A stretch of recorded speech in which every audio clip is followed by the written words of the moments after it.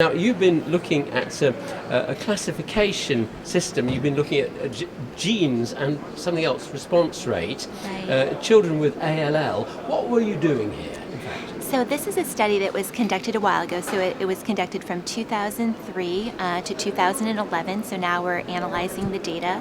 And so we had a protocol that was designed to classify each child newly diagnosed with leukemia into a certain risk group that we would then use to determine what would be the best intensity of their treatment. So what were you looking at, in fact? So we looked at known cytogenetic markers that we knew to be prognostically significant, so we had a battery of those. And then we also looked at, for the first time in one of our protocols that we acted on it, minimal residual disease response, as well as their morphological response during induction treatment. So you're looking at the way the kids were responding. You were Right. also looking at their genetic The features patterns, of their yes. So what did you find, in fact? So we found, it was interesting, so we found if we looked at our two risk groups of patients, standard risk based on age and white count, and high risk based on age and white count, within that high risk population, we found if they had favorable cytogenetics and they responded very rapidly in terms of their MRD at day 8 and day 29, that they really had outstanding outcomes. They had a 5-year event-free survival of 94.9%.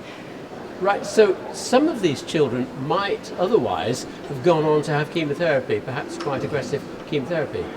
Right. I mean, they all received a traditional protocol for high-risk ALL, but what these findings help us with is we know in the future, since that minor subgroup does better than the whole high-risk group overall, we don't need to intensify their chemotherapy any further. They're really doing quite well with a standard chemotherapy protocol, so we hope that we can avoid any potential additive toxicities that further intensification might provide. So what are your recommendations coming out of this to clinicians?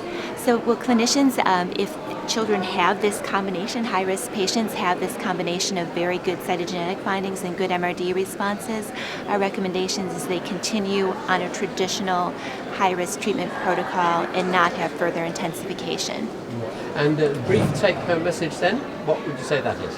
Well, I think this, to me, this study suggests the power of systematically analyzing a large number of children. I think we will learn then that there are novel biologic subtypes, and we can learn that those patients can have their treatment recommendations refined in the future.